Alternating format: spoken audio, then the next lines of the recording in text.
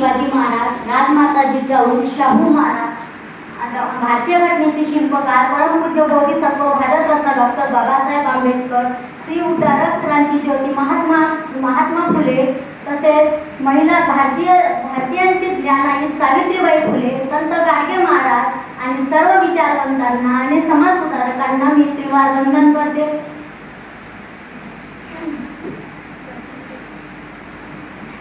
गोदामाई संत वाहते, गोदामाई संत वाहते, स्वच्छ शीतल पाणी, संत महत्याची ओढा, संत महंतांची ओठातून घुसते आहे गाणी, घुसते आहे गाणी. वायू वेगात घेण्यासाठी, वायू वेगात नेण्यासाठी महाराष्ट्राचा गाडा, संघर्षाची मशाल पेटली हा मराठवाडा, हा मराठवाडा.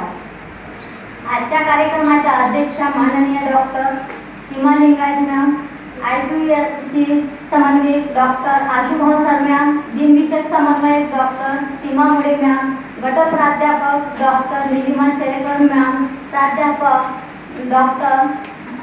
प्राध्यापक अंजू शेख मॅम, तसेच पाठक मॅम, परळीकर मॅम आणि डॉक्टर गजानन डोईफळे सर, या सर्वांना माझे वंदन. आजचा कार्यक्रम हा प्रबोधनकार ठाकरे यांच्या निमित्त आहे आणि त्यांच्या जयंतीनिमित्त आज आपण इथे उपस्थित झालेलो आहोत.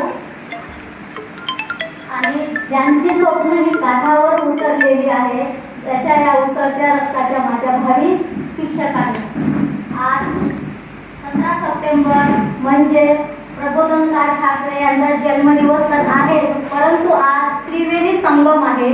आजच्या दिवशी आपल्या भारताचे पंतप्रधान नरेंद्र मोदी यांचाही जन्मदिवस आहे. तसेच आज केशव सीताराम ठाकरे यांचा जन्मदिवस आहे. आणि 3 नंबर म्हणजे त्रिगुणी संगम याच्यासाठी म्हटलं आहे मी की जे आपला निजामाच्या आधिपत्याखाली आपला जो होता, आपला मराठवाडा होता, हैदराबाद होता, तो मुक्ती संग्राम दिवस म्हणजे आज 17 सप्टेंबर. ऑपरेशन पोलो ज्यांनी आजच्या दिवशी हे केलेलं आहे तो आजचा दिवस, ज्या दिवशी आपल्याला आपल्या देशाचे पंतप्रधान नरेंद्र मोदी हे मिळाले आहे तो आजचा हा दिवस.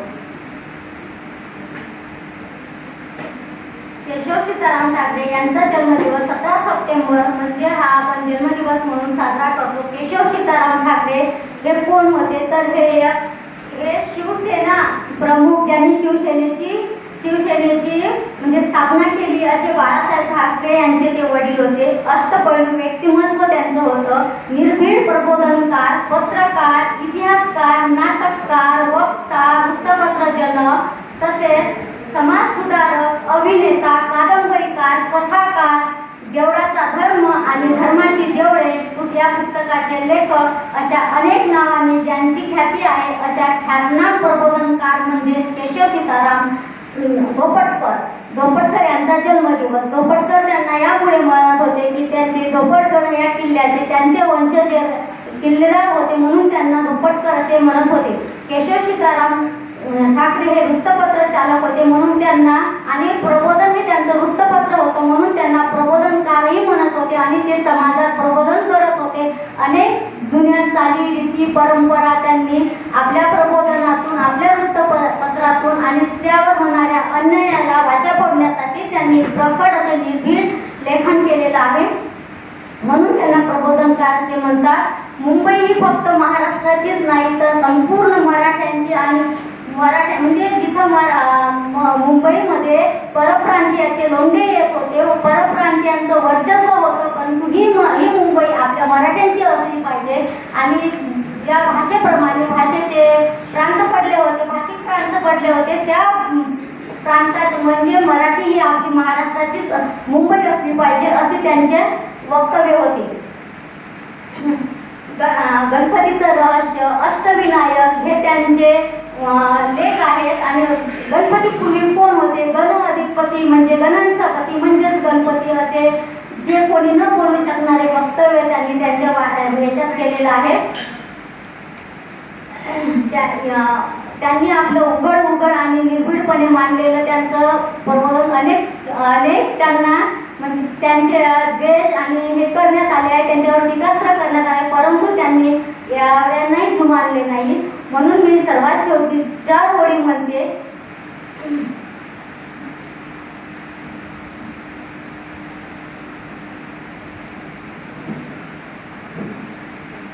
कि गिरना भी जरूरी है दोस्तों, गिरना भी जरूरी है दोस्तों, औकात का पता चलता है, बढ़ते हैं हाथ उठाने को तो अपनों का पता चलता है.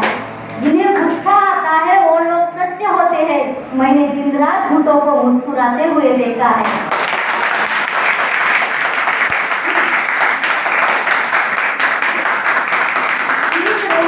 इंसानों को पढ़ने का हुनर, सीख रही हूँ इंसानों को पढ़ने का हुनर, कहते हैं किताबों से ज्यादा चेहरे पे लिखा होता है.